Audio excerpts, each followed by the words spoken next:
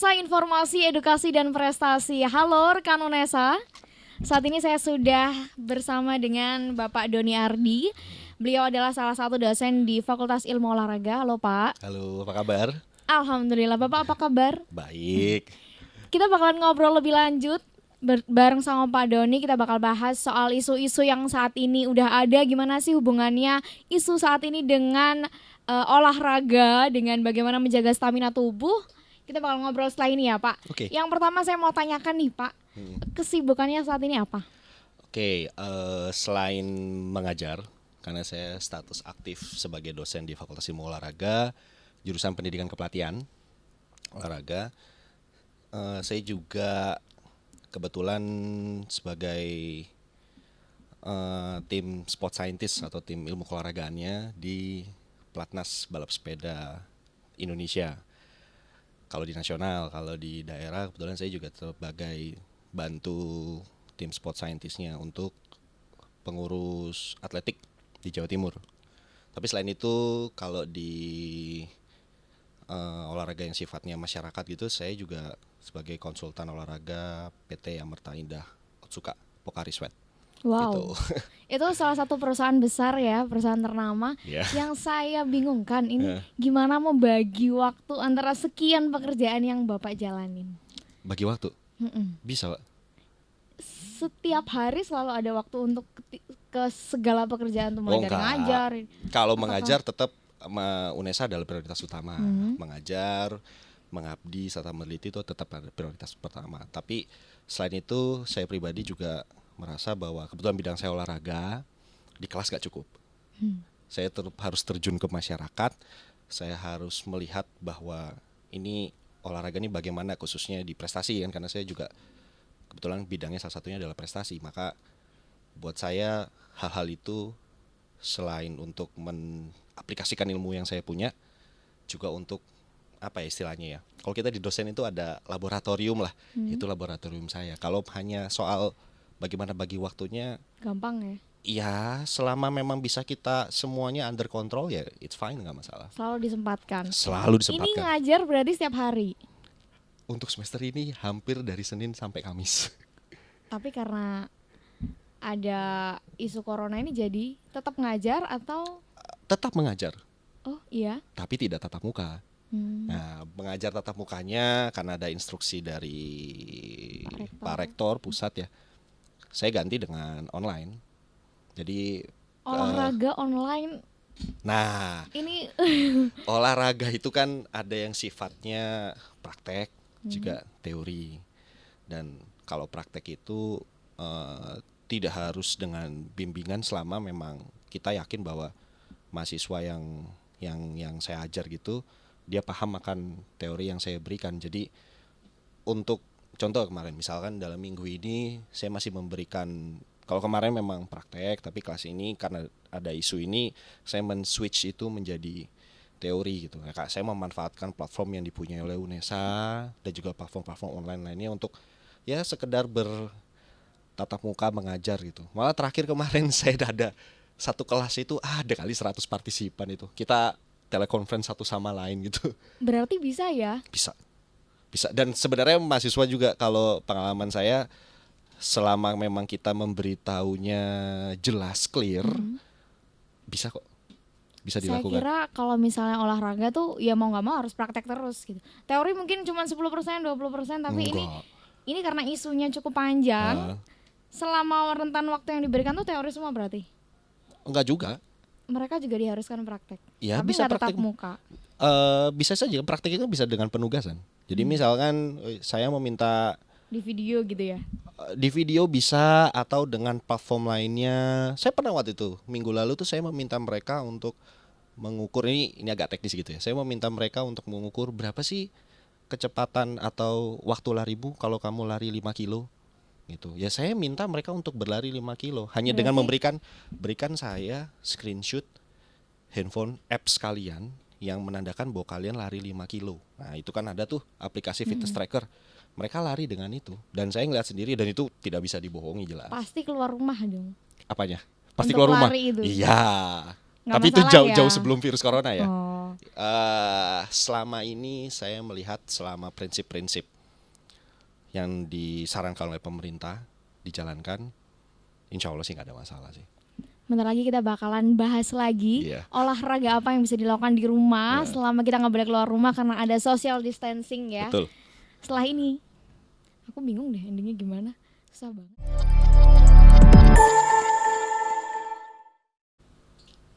Rekan Unesa, informasi edukasi dan prestasi masih bersama dengan Bapak Doni. Halo. Halo, udah merdu loh suaranya. Menandakan bahwa sering olahraga, sering menjaga tubuh ya kan Pak? Alhamdulillah. Alhamdulillah.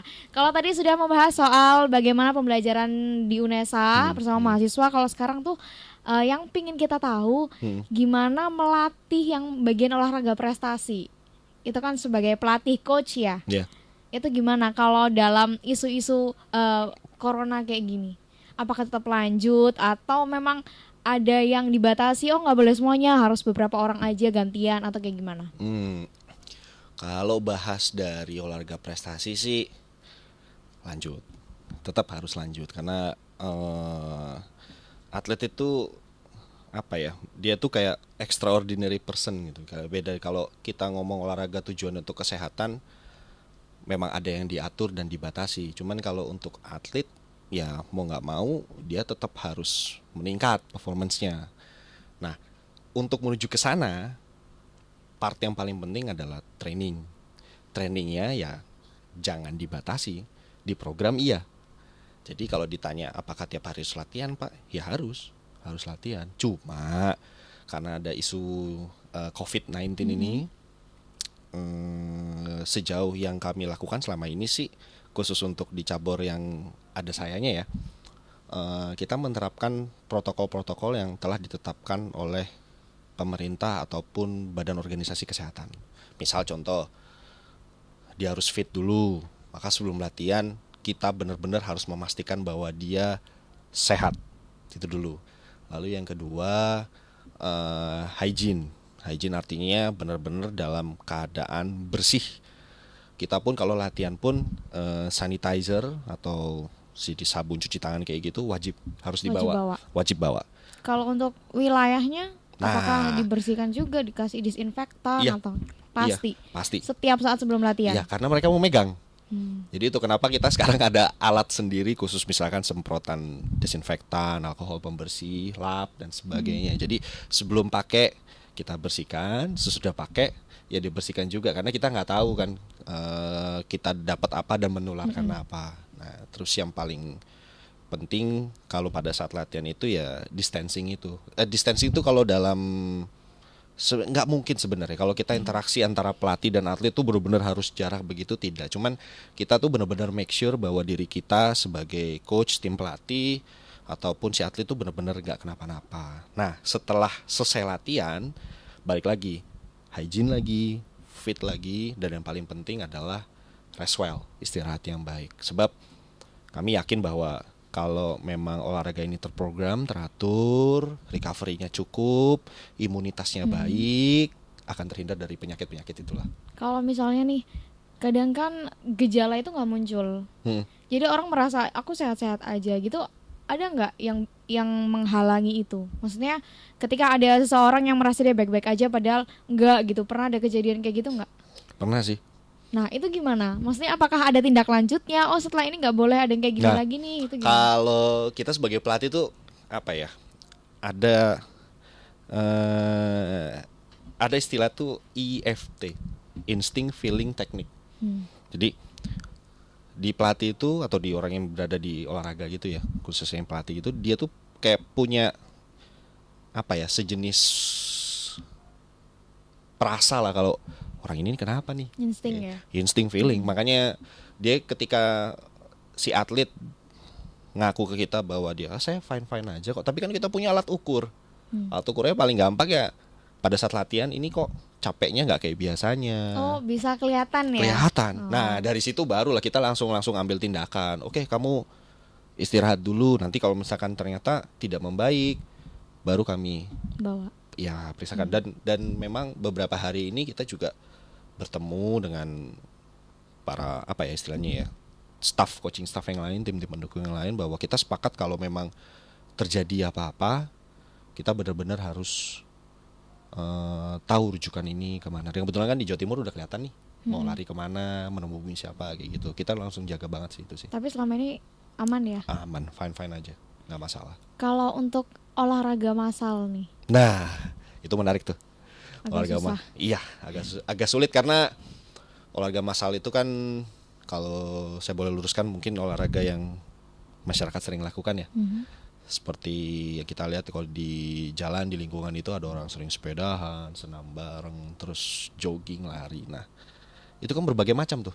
Kita nggak tahu kondisi mereka kayak apa. Kalau atlet jelas, karena kita yang ngukur, dicek bener-bener dipantau lah progresnya seperti apa. Ada orang yang memang khusus memantau itu. Tapi kalau di olahraga di lingkungan seperti itu, ya hanya dia yang tahu sebenarnya. Jadi kesadaran tuh menjadi penting sih. Jadi orang sebelum melakukan exercise, latihan itu dia harus tahu, nih saya bisa nggak nih? Itu dulu sih sebenarnya. Saya bisa nggak nih? Nah, ketika dia harus melakukan itu, syukur-syukur ada orang yang mendampingi. Artinya ada orang yang melihat proses latihannya seperti apa. Tapi kalau jika tidak ada, saya rasa yang paling penting sih ya kesadaran dari diri sendiri. Iya, itu kan high risk gitu ya. Iya.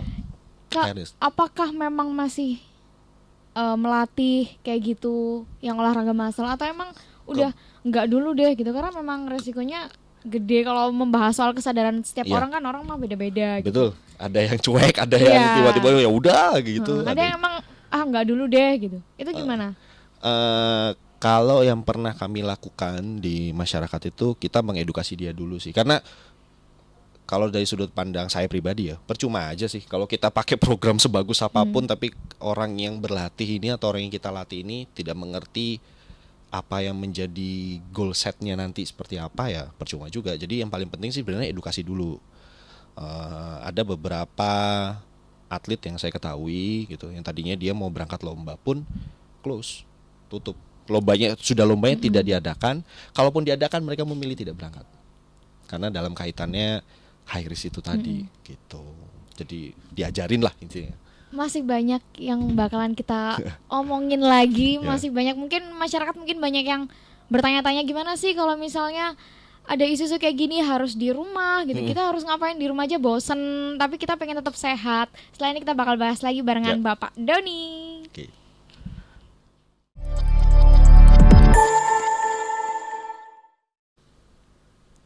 Radio UNESA, informasi, edukasi, dan prestasi. Masih bersama lagi dengan Bapak Doni. Gak bosen ya rekan UNESA, karena kita bakalan bahas yang lebih seru lagi. Kali ini, apa sih yang harus kita lakukan, olahraga apa yang harus kita lakukan di rumah? Untuk remaja dulu deh. Remaja ya? Ya. Sebenarnya kalau saya menspesifikkan remaja, dewasa, dan lansia, mereka memang punya batasan masing-masing. Cuma kalau saya bisa sharing tentang sebenarnya generalnya itu seperti apa sih, general ya, artinya secara umum gitu. Memang standar yang ditetapkan oleh dunia dalam hal ini adalah Badan Organisasi Kesehatan plus juga beberapa riset yang saya baca sebelumnya, minimal 30 menit sehari. Satu hari. Itu remaja dalam rentan usia berapa sampai berapa? Enggak, artinya bukan dalam rentang usia. Tapi kalau tujuan kita adalah hanya untuk menjaga kebugaran, maka 30 menit satu hari. Dan seminggu 150 menit, 1,5 jam. Intens ya, 30 menit itu intens. Nah, jadi kalau misalkan saya pecah per 30 menit, maka kita dapat 5 hari. Jadi sehari sekali selama 5 hari. Sehari sekali. Ya, itu menjalani olahraga. Nah, pertanyaannya, olahraga yang bagaimana? Nah, itu yang bisa dispesifikan. Olahraga yang bagaimana sih? Gitu. Riset itu bilang olahraga yang paling baik untuk menjaga kesehatan, dan kalau kita hubungkan dengan kasus COVID ini, berarti kita mencari bagaimana olahraga yang menjaga kesehatan dan meningkatkan imunitas lah. Maka olahraga yang paling baik adalah olahraga yang mempunyai intensitas sedang. Artinya? Artinya kalau kita berdasarkan angka, Mm-mm. eh, bisa kisaran 60% atau 70% gitu dari kapasitas jantung. Cuma nggak semua orang mengerti itu. Nah, itu pertanyaannya. Kalau bagi orang awam nih kayak Nah, saya. nggak semua orang mengerti itu Heeh. kan. Kayak nggak semua orang mengerti itu. Maka jadi tipsnya adalah lakukan olahraga yang bersifat aerobik. Aerobik itu artinya olahraga yang running, lari, running, jogging gitu sama ya. Atau bahkan kalau bisa ya, berenang, swimming dan bersepeda. Itu memang yang disarankan karena untuk menjaga kebugaran kardiovaskular selama 30 menit. Lalu olahraga yang ringan olahraga yang sedang itu seperti apa sih? Olahraga yang tidak membuat tubuh tuh menjadi lelah setelah berolahraga. Jadi Nggak menggos-menggos ya nggak kalau orang kita menggos-menggos, ngomong. nggak menggos-menggos lah gitu, nggak menggos-menggos. Tapi juga nggak ringan-ringan banget. Nggak cuman saya misalkan berlari 30 menit, tapi saya kok Nggak biasa kerasa. aja sih gitu. Jadi kalau ada orang bilang saya olahraga cuma cari keringat, hanya sekedar keringat saja, ya nggak tepat juga karena kita berdiri di luar pun suhu beda Keringetan, pasti ya. keringetan. Tapi kalau kita berolahraga tuh istilahnya yang kayak tadi nggak menggos-menggos itu, bahasa simpelnya seperti itu, atau kita merasa bahwa tidak terlalu capek, hanya sedikit memaksa tubuh untuk bekerja lebih keras sehingga sedikit aja gitu, sehingga yang terjadi adalah setelah olahraga tuh kita ngerasa kayak segar, tidak cepat letih, itu yang benar. Kalau itu kan masih di luar rumah. Kalau Betul. misalnya benar-benar orang yang nggak pengen sama sekali keluar rumah, Orang benar apakah ada exercise tersendiri atau ada orang bisa kok menjalani exercise yang tidak bersifat aerobik ya. Bisa saja dia saya kepengen exercise deh, pengen kayak apa ya contohnya gitu. Kalau anak muda remaja ya coba-coba lakukan push up, sit up, jenis-jenis latihan seperti itu itu. ada push up-nya harus berapa kali atau memang harus setengah jam itu? Enggak. Kalau udah model latihan seperti itu tidak harus setengah jam, ya secukupnya. Misalkan Sampai capek. itu agak sulit juga ya. Kalau sampai capek tuh yang ya ini satu lagi nih. Kebanyakan orang kapok untuk melakukan olahraga karena ketika dia menjalani olahraganya Langsung pertama kali hajar. Sehingga yang terjadi adalah kalau ya kemeng jarum dan Iya. sebagainya itu. Padahal ya nggak gitu juga. Lebih baik pelan-pelan tapi progres. Saya hari ini cuma kuat 20 aja. Ya it's okay, lakukan 20 nggak Tapi masalah. apakah aku hari ini push up 20? Apakah harus ada biasanya kalau olahraga tuh harus pemanasan dulu, harus habis Yep. gitu ada pendinginan lagi. Betul, stretching. Tetap ada. Iya, kalau memang bisa melaksanakan yoga dan mengerti, lakukanlah karena itu baik. Kalau di sosial media tuh banyak kan gambar-gambar orang yoga tiduran gitu. Is it Yoga yang tidur. gitu, heeh. Tidak sih sebenarnya. Saya sih melihat itu yoga itu kayak lebih condong. Kebetulan atlet saya juga beberapa kali saya suruh yoga. Mereka tuh kayak lebih condong apa ya? Bagaimana mengkontrol body and mind jadi satu. Itu Jadi, yoga ya. ya, mengenai protapnya seperti apa ada ahlinya sebenarnya. Cuman kalau buat kita sih kalau di atlet gitu yoga itu hanya apa ya? Selingan untuk memaintain bagaimana flexibility kelentukan mereka gitu. Dan memang beberapa ada penelitian yang mengatakan bahwa yoga tuh dapat meningkatkan kekuatan. Intinya sih kalau kita berolahraga dan yang paling penting ya sebenarnya bukan kunci berapa kalinya, seberapa konsistennya Anda menjalani. Jadi misalkan, Pak, hari ini saya berolahraga nih, Pak. Oke, hari ini saya lari 5 kilo. Senin, Selasanya enggak, Rabu enggak, Kamis enggak, Jumat Dirapel enggak. gitu nggak bisa. Nggak bisa, olahraga nggak bisa begitu. Tubuh tidak bisa dirapel. Kalau tugas mungkin iya sistem kebut semalam ya. Tapi kalau tubuh nggak bisa. Yang paling penting adalah konsistensi untuk menjalani latihan. Berarti yoga tadi nggak bisa dibuat pemanasan kalau yang nggak ngerti. Bisa, kenapa tidak? Cuman yang jadi masalah kan yoga seperti apa? Iya juga. Kalau ya. saya sih lebih condong ya kalau memang mampunya stretching, misalkan hanya tangan ke atas ke samping, memang mampunya dan baru mengerti itu, ya lakukan. Itu aja nggak masalah Nggak ya. masalah. Toh nanti pada apa akhirnya kalau orang tersebut konsisten dan dia sudah merasakan benefit dari olahraga saya yakin pengalaman saya ya 100% mereka akan meningkat dengan sendirinya. Biasanya begitu. Saya tertarik untuk mencoba. Harus dicoba. Jangan tertarik untuk mencoba. Kalau pendinginannya itu misalnya abis pemanasan terus olahraga nih, terus capek udah males pendinginan gitu nggak bisa ya? Nggak usah pendinginan gitu, di skip. Jangan. Kan kalau kita berolahraga itu otot itu kan dalam keadaan kontraksi sebenarnya. Nah, pasca exercise itu kenapa kok cooling down atau pendinginan itu diperlukan untuk mengembalikan itu sebenarnya. Nah, salah satu bentuk pendinginannya Ya gimana? lakukanlah seperti stretching di awal. Bahasa simpelnya begitu. Oh iya. Ya. Sama aja. Sama aja. Berarti Jadi, melakukan itu 2 kali di awal dan di akhir. Iya. Dan tidak ada yang salah kok. Dan daripada kalau saya yang menyampaikan ke orang, misalkan ada orang yang kepengen tahu gitu, bahasa simpelnya aja lah. Pertama kamu melakukan ini, lalu setelah itu kamu berlari misal, atau push up atau sit up atau apalah gitu. Terus nanti pada akhirnya kamu akan melakukan hal yang sama. Menurut saya itu jauh lebih mudah dimengerti. Dia akan terpattern. Karena yang paling penting adalah konsistensi itu. Kalau dia melakukan kalau dia melakukan pemanasan, oke, inti, oke, pendinginan, oke, good. Hanya membiasakannya saja sekarang. Kalau membahas konsistensi, bisa nggak kalau misalnya hari Senin aku biasanya tuh pagi, terus Selasa aku sore aja deh gitu, Rabu ganti siang gitu. Dalam Apakah kaitannya- jamnya harus sama? Jamnya harus sama ya gitu. Mm-mm. Kadang secara teori itu latihan yang paling baik adalah pagi sebenarnya. Secara teori, karena dari aspek kerja fisiologis tubuh kita, hormonal dan sebagainya itu memang paling bagus itu pagi. Cuman kalau atlet bisa melaksanakan itu, cuman kita yang hidup di masyarakat sulit. Kenapa? Kerja. Ya. Gitu kan, itu tantangan besar kan sebenarnya kan. Jadi artinya banyak halangan kita tidak melakukan olahraga tuh karena Aktivitas, variabel tersebut. iya. Iya, pekerjaan. Misalnya seorang ibu rumah tangga, aku pengen olahraga tapi pagi-pagi aku udah mikir suamiku Sarapan mau sarapan gimana, apa, ya. nah model-model begitu. Akhirnya gara-gara itu dia mengurungkan niatnya. Jadi kalau saya sih simpelnya, selama memang ada waktu untuk melakukan exercise, lakukanlah. Bebas ya jamnya. Iya, bebas. Se-free Iya. kita. Kalau memang konsepnya adalah saya bebas untuk melakukannya, maka saya berbicara setelah itu. Apa itu proses pemulihannya?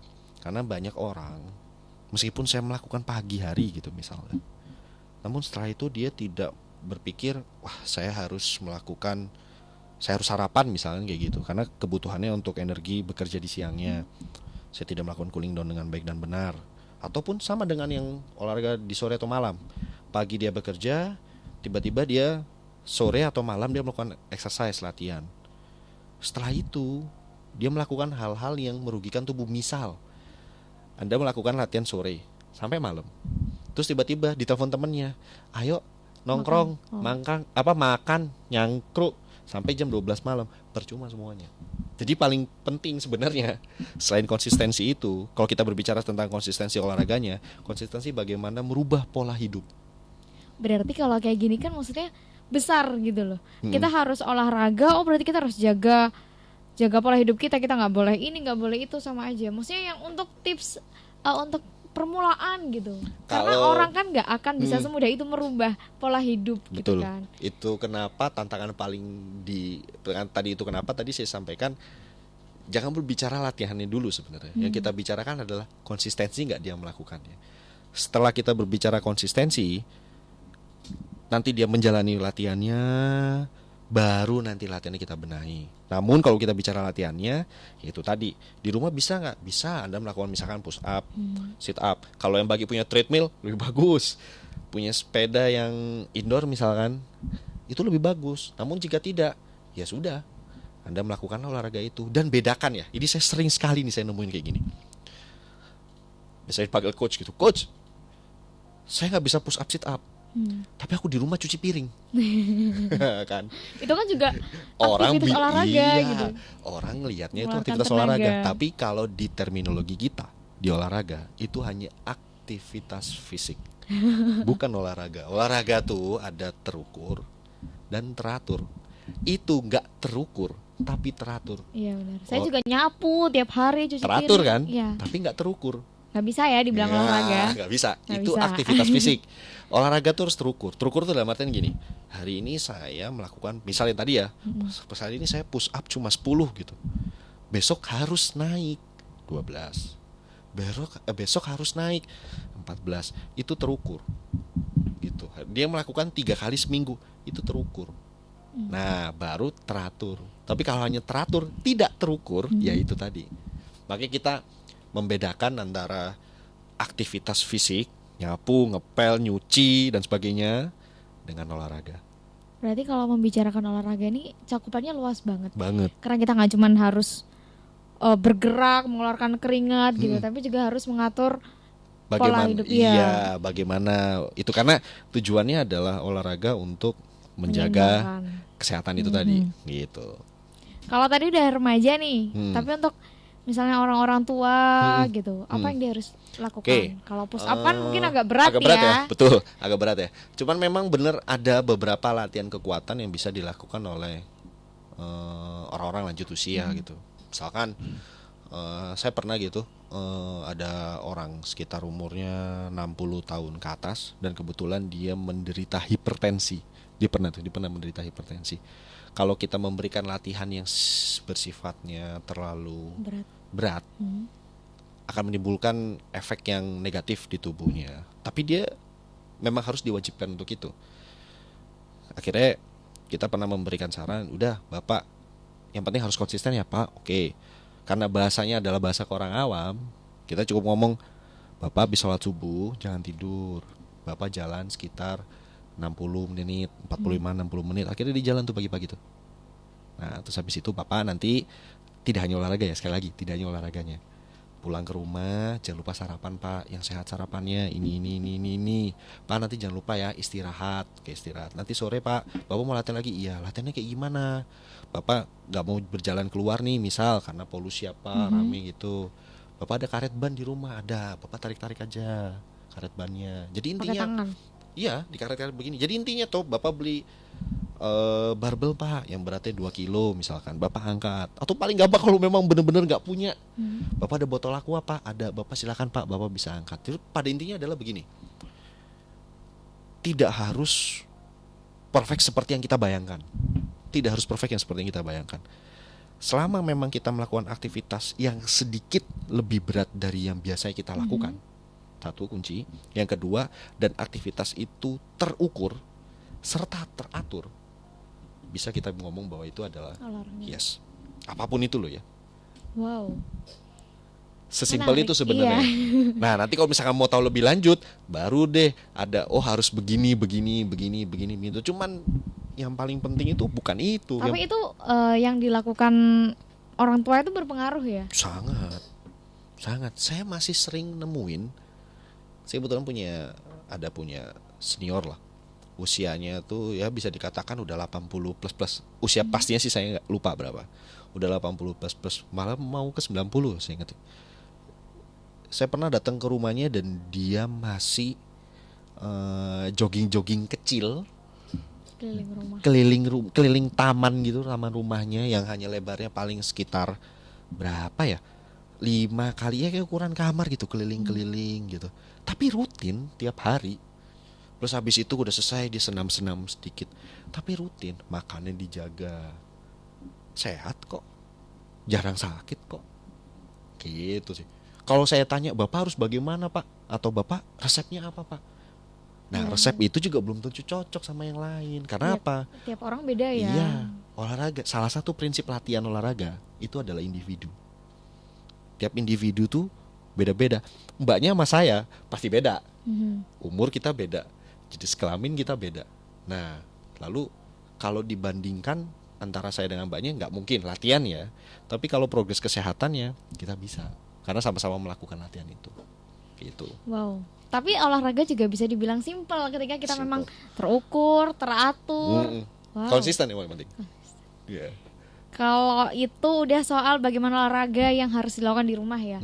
Kalau sekarang ada nggak sih do and done-nya? Do and done? Iya. Oke. Kadang kan orang tuh suka keliru. Ini sebenarnya kayak misalnya abis olahraga itu kalau tidur nanti malah bikin gendut. Itu sebenarnya kayak gimana? Atau mungkin ada aturan-aturan atau larangan yang lain gitu di balik itu? Kalau ngomongin dari latihannya sebenarnya ini, prinsip latihan itu ada yang individu, berarti kan tiap orang beda-beda kebutuhannya. lalu ada yang bisa dibilang overload. Overload itu maksudnya latihan itu harus lebih sedikit dari batas kemampuan tubuhnya, sedikit lebih ya. Namun yang lebih sering ya saya ngamatin sih kalau di masyarakat itu lebih sering dilupakan adalah proses pasca dia melakukan olahraga. Misalkan begini, tujuan kita berolahraga itu untuk apa? Masyarakat itu paling sering memetakan begini, saya untuk menjaga kesehatan. Wah, itu bahasa abstrak tuh, abstrak sekali. Padahal kalau kita bedah lagi, kesehatan seperti apa yang kamu mau? Saya kepengen kurus. Nah, jadi siapa yang menjaga kesehatan tapi kepengen kurus? Oke, ya sudah nggak apa-apa, preferensi masing-masing kan. Ya. Oke, lalu ada yang tren sekarang yang paling agak sedikit ya menggelitik tapi benar. Ya mungkin karena kultur kali ya.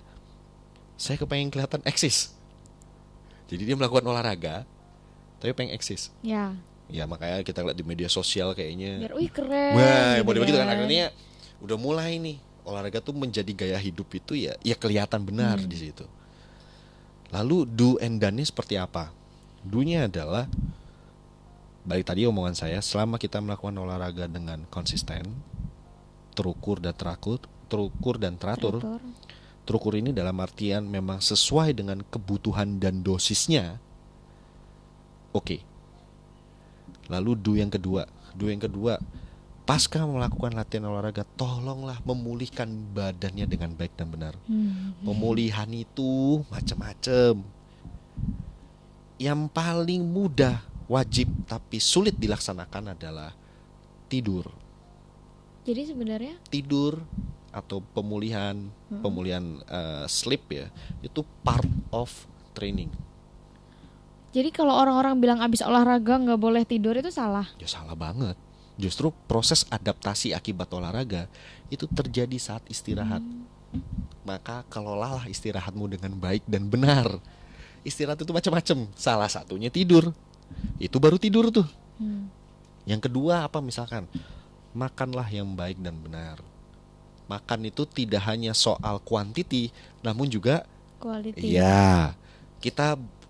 Saya melakukan lari 10 kilo misal. Saya habis melakukan lari 10 kilo. Terus saya lari 10 kilo di lingkungan komplek kampus nih. Terus waduh, saya kok lapar ya. Akhirnya saya ke warung penyetan pinggir jalan. Makanlah itu. Makanlah nasi, tempe, tahu, sambal. Baik. Gak apa-apa. Ya, kenyang. Pertanyaannya, baik. Enggak. Nah, kan gitu. Jadi itu Kan habis olahraga kan capek. betul. Langsung makan. Ya. Gak boleh. Ya boleh. Tapi kan ada jedanya, Memang Biasanya berapa jedanya? 2 jam. 2 jam. Itu lama sih. Lama kan? 2 jam. Ada yang bilang 1 jam, ada yang bilang 2 jam. Cuma ini preferensi masing-masing ya. Saya sering menemukan rata-rata orang kita 1 jam sih. Tapi ada loh, saya pernah nemuin atlet itu dia baru bisa makan 2 jam setelah latihan. Tapi bukan berarti dia nggak makan. Dia bisa menyelingi antara 2 jam itu. Jadi ada orang yang gini, saya habis latihan, ya, saya minum yang sifatnya cairan elektrolit gitu untuk mengembalikan hidrasi tubuh secara cepat. Kalau minum air biasa boleh nggak? Boleh, nggak masalah.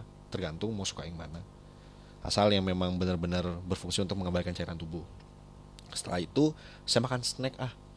Dia biasanya suka protein bar, cemilan sehat ya, bukan cemilan yang kayak makanan ada, enggak. Makaroni. Iya, enggak gitu, tapi ya kayak fit bar, lalu seneng buah. Itu oke, enggak masalah. Biasanya paling gampang itu kalau atlet itu seneng banget itu pisang.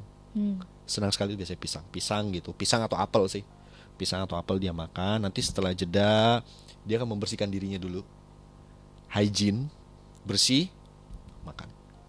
Itu akan jauh Berarti lebih. bukan berarti nggak makan sama sekali ya? Tetap ada selingannya. Nah, selingan itulah yang ditata. Oh, sama satu lagi saya lupa. Eat well. Yang ketiga, hygiene. Kebersihan itu penting.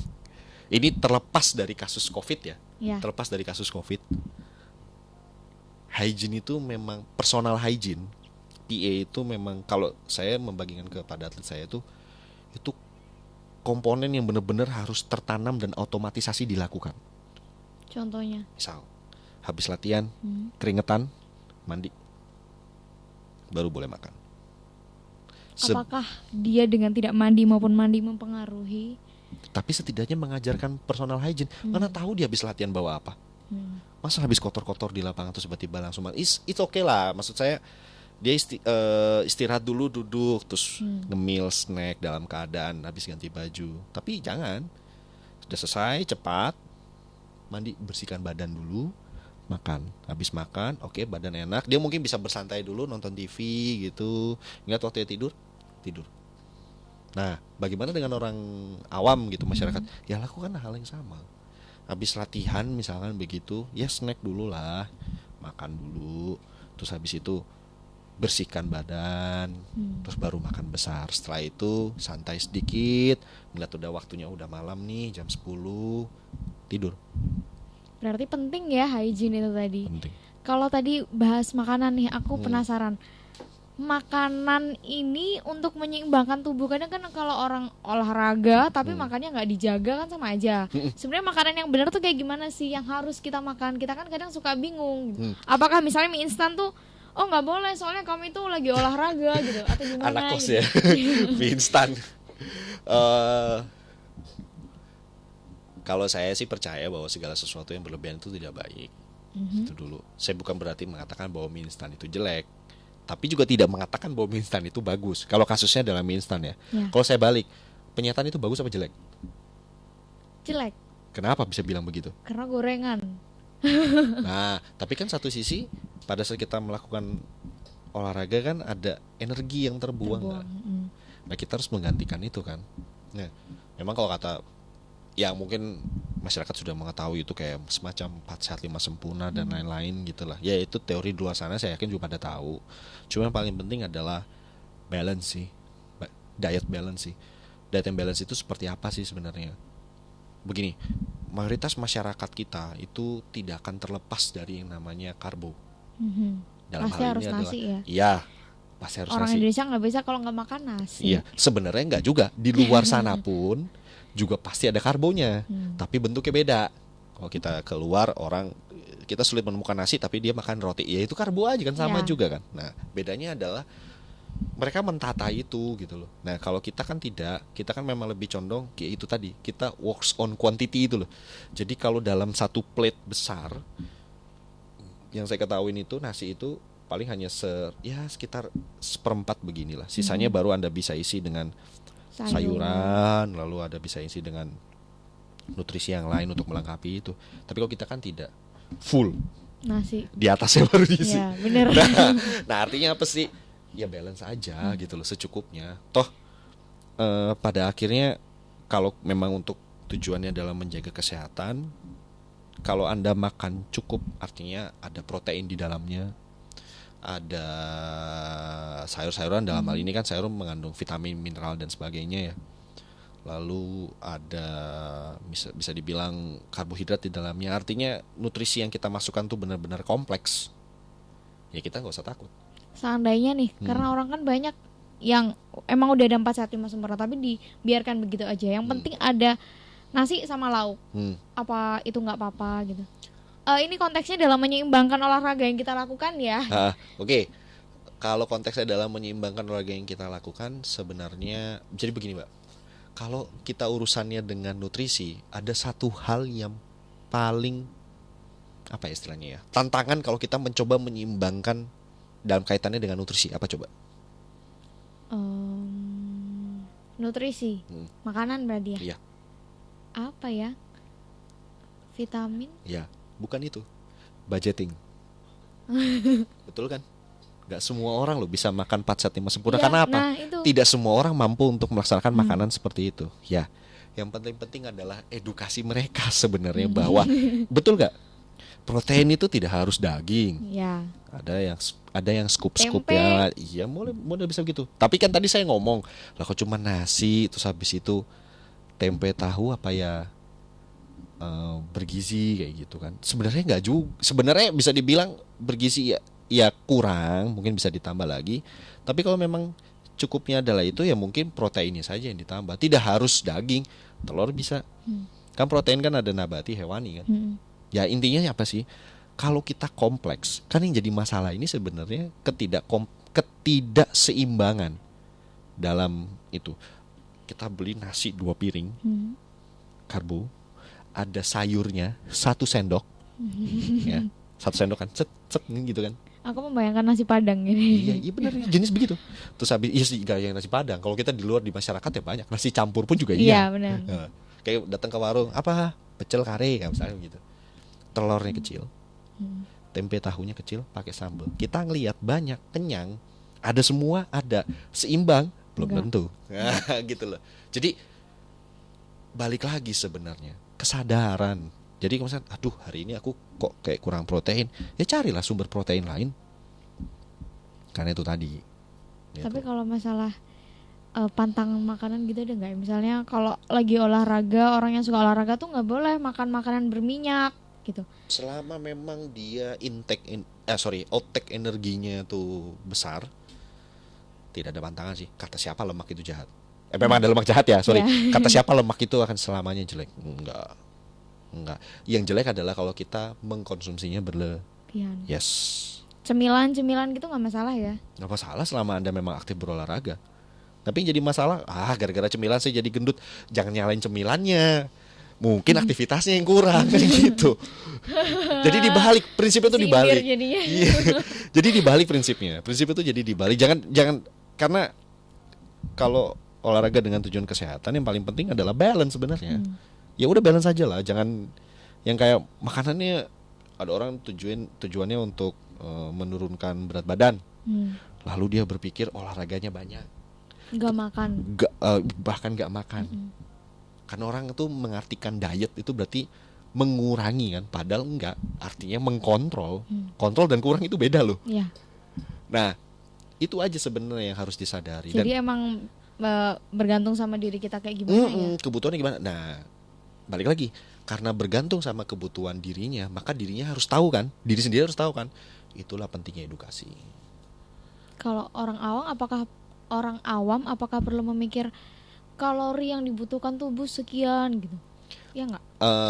Lebih bagus sih kalau dia tahu sebenarnya. Cuman saya yakin dan pengalaman saya di lapangan nggak semuanya begitu. Tapi kalau Pak Doni sendiri, Tahu. maksudnya keseharian makannya menyeimbangkan makanan Oke. dengan olahraga. Kalau angka pastinya kalau kebutuhan kalori saya sih saya tahu karena saya bisa menghitung pakai kayak basal metabolik, rate apa segala macam gitu. Itu teknis lah. Tapi kenapa dengan pola hidup saya modelnya sekarang begini gitu. Saya berusaha intinya adalah seimbang. Kalau saya tidur malam karena saya bekerja, maka saya harus berpikir 2-3 hari ke depan minimal saya harus melakukan olahraga yang ringan hanya untuk apa sih? Menjaga. Karena kebanyakan sebenarnya itu begini, olahraga dengan tujuan menjaga kebugaran itu kita jangan berpikir wah, tujuanku kebugaran, selesai. Enggak. Dengan tubuh yang sehat, Anda dapat bekerja juga lebih optimal. Sekarang begini. Mahasiswa mau menyelesaikan skripsi. Berpikir keras kan, begadang dia rela. Hari ini kamu harus menyelesaikan, dosen yang meminta, dosen pembimbing, oke 2 minggu selesai ya. Berpikir keras nih, 2 minggu. Dia bekerja malam terus. Tapi dia tidak berpikir, oke lah, start hari pertama, minggu pertama, dia sehat.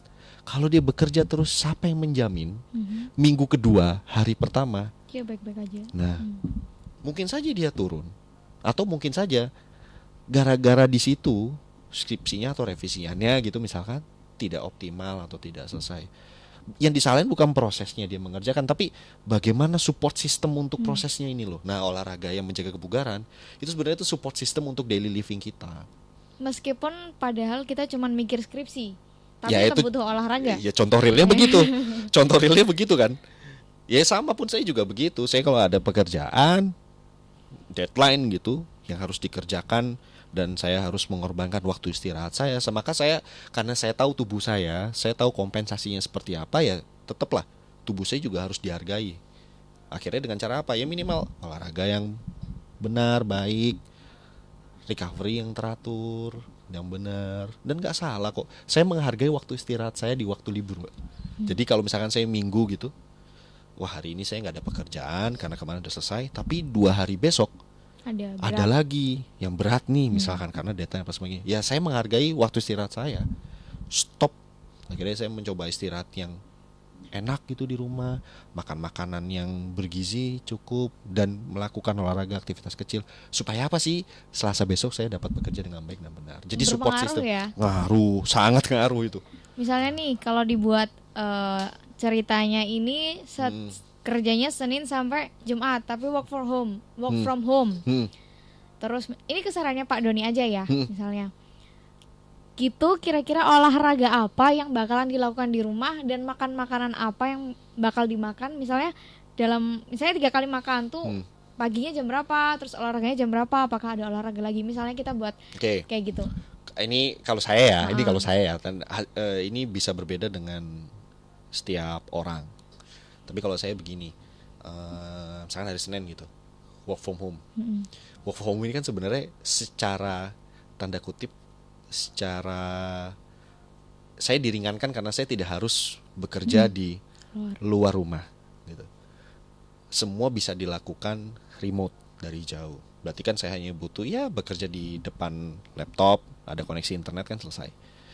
Tapi yang saya lakukan biasanya pagi-pagi habis sholat subuh gitu, biasanya sih keluarga gitu ada yang nyiapkan snack kecil. Kalau kita orang Indonesia kan sering banget begitu tuh, kayak minimal teh atau bagaimana roti misalnya gitu. Ya saya makan sarapan dulu, biskuit apapun lah. Minimal saya harus mengisi dulu, meskipun itu jumlahnya kecil. Itu habis subuh ya? Habis subuh.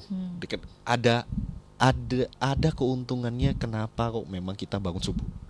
Tapi itu aspek lain. Tapi memang ada dan memang diteliti secara ilmiah tuh memang bermanfaat positif sebenarnya. Nah setelah itu udah selesai, karena saya di rumah kebetulan aktif untuk melakukan jogging, ya sudah saya jogging dan nggak lama kok. Hanya pakai sepatu, pakai celana, pakai jam yang bisa mengukur denyut jantung, ada GPS-nya sehingga saya bisa tahu jarak lari saya berapa. Lari aja 20 menit. Keliling komplek aja keluar. Itu berapa kilo? 20 menit itu biasanya dapat 2, 3. Karena kalau atlet 5 kilo 15 menit itu atlet. Ya, ini orang biasa. Orang biasa aja 2 lari joggingnya muter begini dapat 2,5, 3 kilo. Yang penting konsisten. Udah balik ke rumah, diam duduk, nonton TV, nonton berita, kan enak kan? Nonton TV, nonton berita, ngobrol gitu sama keluarga. Kan mandi dulu. Kan ngeringin dulu, oh, ya. Ya, cooling down dulu kan.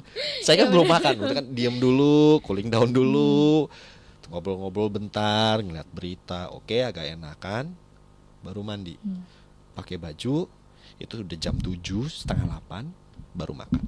Makannya gimana? Porsinya maksudnya nasinya 1 mangkok gitu atau emang berapa centong? Enggak, saya nggak pernah ngatur gitu malah. Saya cuma ditanya makan apa, ya bubur ayam ya udah bubur ayam aja. Tapi makannya harus 4 sehat 5 sempurna nggak? Kalau saya 4 sehat 5 sempurna. Selama saya tahu apa yang saya makan hari itu, ya sudah. Saya makan bubur ayam nih, karbo ya, gede banget kan.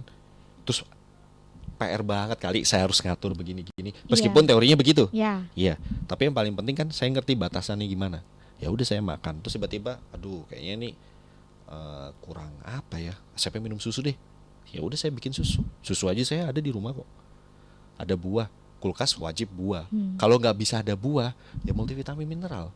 Karena ada tuh yang pelengkap itu kan. Ya sudah, baru jam 8 kalau janjian kayak kemarin tuh kuliah remote saya jam 8 sampai jam 9. Jam 8 nggak buka laptop, udah semua muncul. Udah ngobrol. Meskipun atasannya pakai meja, bawahnya celana olahraga. Celana olahraga ya udah nggak masalah. Itu fine aja sampai udah. Jam berapa jedanya sampai akhirnya makan siang gitu? Biasanya saya makan siang itu sekitar jam, ini preferensi masing-masing ya. Saya makan, kalau saya sarapan bagus, artinya sarapan lengkap di pagi, biasanya saya makan siang itu sekitar jam 1. Itu preferensi saya. Kalau saya hanya sarapan snack di pagi, maka jam 11 saya harus makan. Gak masalah ya tapi gak sarapan masalah, snack. karena saya tahu badan saya ketika ada asupan karbohidrat, kalori yang kurang di tubuh saya, biasanya ada warning sistemnya sih, kayak ada aku sedikit pusing ya, berpikir sulit ya.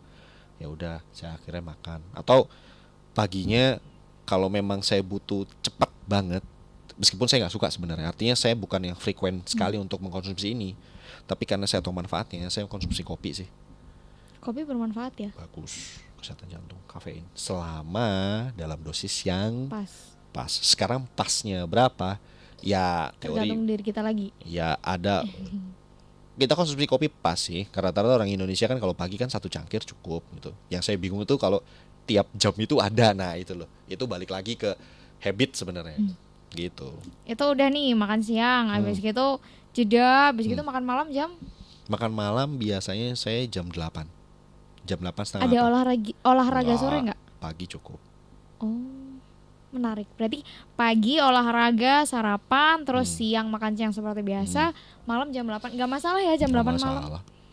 Jam 8 malam, kalau misalnya tidurnya jam 9, nggak apa-apa? Kebetulan tidur saya nggak pernah jam 9. Kalau lagi pekerjaannya bisa jam 11, jam 12. Karena orang kan kadang makan malam tuh maksimal jam 6. Enggak lah, kata siapa, nggak apa-apa, nggak masalah. Soalnya takut bikin gendut gitu, kok kemalaman, apalagi mau tidur gitu kan. Memang sebagian ada beberapa teori bilang karena itu kaitannya dengan waktu metabolik tubuh untuk memproses cerna dan sebagainya, itu teknis ya. Tapi memang ada jam-jam tertentu yang baik untuk makan malam. Cuman artinya begini, kalau energi seharian yang kita keluarkan itu memang besar, maka tubuh berhak mendapatkan reward. Dalam hal ini adalah makan malam yang tanda kutip cukup. Nah, harus dapat. Perkara itu telat, tidak mungkin misalkan, aduh saya Pak hari ini telat jam 9 nih Pak, atau jam 10, hari itu aja, ya nggak masalah. Tidak akan menimbulkan efek yang sangat signifikan. Toh pada akhirnya besok Anda akan kembali lagi ke normal kan. Nah gitu loh. Jadi judgement bahwa itu salah tapi kurang tepat. Nah itu saya rasa bahasa yang lebih enak tuh, kurang tepat. Nah setelah itu baru nanti disesuaikan lagi. Emang sebenarnya semua itu balik ke diri kita kayak gimana, aktivitas kayak gimana, semuanya harus diseimbangkan. Olahraga kalau nggak kalau aktivitasnya nggak berat ya olahraganya juga sekarang biasa aja gitu. Begini, saya pernah punya teman satpam jaga malam. Jaga malam berarti malam tidur nggak? Enggak. Ya, secara teori nyalahkan ya. Iya. Iya ya. Iya. Tapi dia bisa kok. Dengan cara apa? Ya balance itu tadi, work life balance. Jadi karena dia sadar bahwa dia bekerjanya malam, dia butuh 2 hari adaptasi untuk tubuhnya tuh malam. Tubuhnya tuh malam. Jadi apa ya? Tubuhnya tuh diadaptasikan untuk memang bekerja di pada malam hari. Iya, itu memang ada sih teori begitu. Dia harus adaptasi berapa lama. Kalau kita di atlet itu biasa sering ngomong aklimatisasi dan aklimasi. Ada jangka waktunya yang harus ditaati. Nah, kan dia jaga malam, nggak mungkin dia pagi pasti tidur kan? Karena untuk menyeimbangkan ini tadi, bangun siang atau sore, ya dia masih sempat berolahraga kok.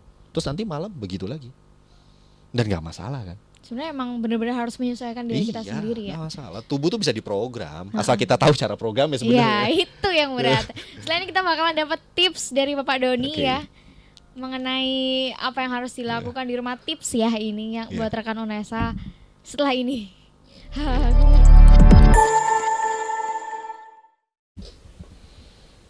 Radio Unesa, informasi, edukasi, dan prestasi.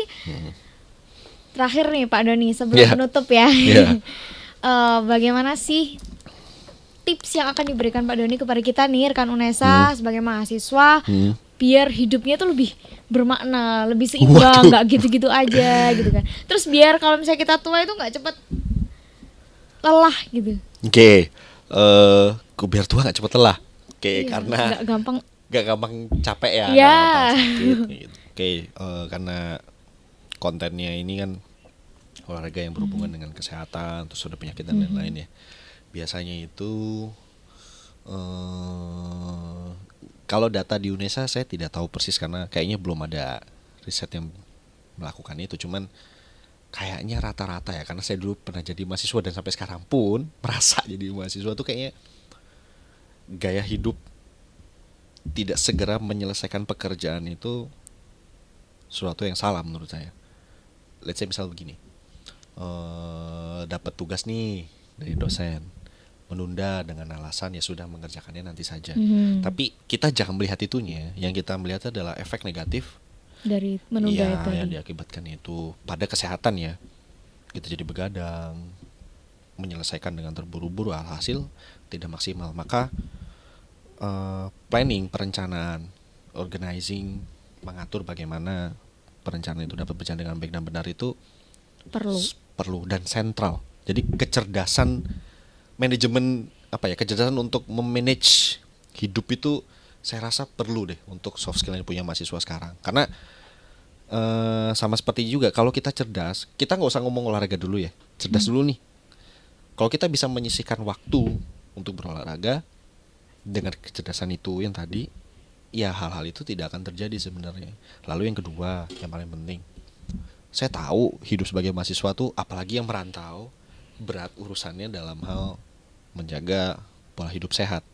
Namun seperti tadi saya sampaikan, pola hidup sehat itu tidak selalu sempurna seperti yang kita bayangkan.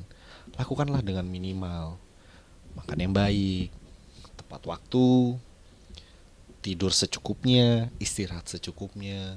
Kadang tanpa kita sadari, hidup sebagai mahasiswa itu karena waktu sosialisasi itu begitu penting. Karena bagaimanapun kan kalian kan juga akan harus nongkrong begitu gitu ya. kan. Itu nggak bisa dihindari, pasti ada. Karena saya pun dulu juga begitu. Cuman segala sesuatu yang kita lakukan cukup menyita, dalam artian intens seperti nongkrong misalnya gitu, ya seimbangkanlah dengan hidup sehat itu tadi. Jadi kalau misalkan ya jangan deh 1 minggu nggak ngapa-ngapain, nggak pernah olahraga, ya meluangkan waktu bagi yang di Lidah Wetan gitu, misalkan di kampus Lidah, di depan rektorat ada lapangan besar, ya lakukanlah di situ, jogging-jogging. Bagi yang ada sepeda, silahkan sepeda. Di Ketintang setahu saya ada senam-senam aerobik misal, ya ikut aja kan nggak masalah. Lebih baik melakukan daripada tidak sama sekali. Ketika sudah melakukan, rutinkanlah itu. Ketika sudah rutin, baru dibenerin. Gitu. Ya. Pertama niat dulu ya. Niat dulu. Niat itu adalah, ya kan semuanya juga begitu. Ya penting kan niat dulu kan. Ketika niat itu sudah berjalan, dirutinkan. Ketika dirutinkan, baru dibenerin.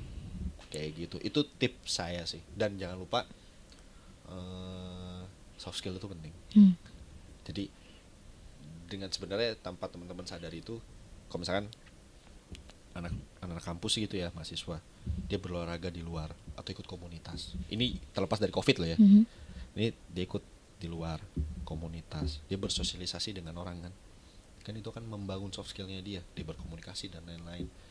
Saya sih beberapa kali menugaskan mahasiswa saya untuk begitu, terjun ke masyarakat, dan mereka akan merasakan hal yang berbeda. Ternyata memang beda. Tapi kalau nggak digitukan, nggak bisa, harus begitu. Nah jadi sekali dayung 2-3 pulau terlampau itu, ya karena itu tadi niatnya berolahraga, nggak taunya ternyata nemu relasi. Niatnya berolahraga, ternyata mbaknya bisa dapet jodoh, kan nggak ada yang tahu. Ya. Amin. Kan nggak ada yang tahu. Jadi ya itu lakukanlah, jangan lupa sih tetap seimbang, itu aja. Banyak banget poin yang disampaikan sama Pak Doni, menyeimbangkan hidup untuk manage our life well gitu kan. Terus juga kita harus nggak cuma hard skill, ada juga soft skill dan banyak lagi. Terima kasih banyak Pak Doni. Sama-sama. Semoga ilmunya bermanfaat buat teman-teman, buat rekan UNESA, biar benar-benar diterapkan ya, karena biar kita tuh nggak gini-gini terus gitu. Ya bukan nggak gini-gini terus, kita harus lebih baik dari hari kita biar lebih baik ya, benar. Tapi kita harus lebih baik daripada hari Amin. Terima kasih banyak. Karena lagi wabah COVID ini kan pandemik ya, kita nggak tahu kan.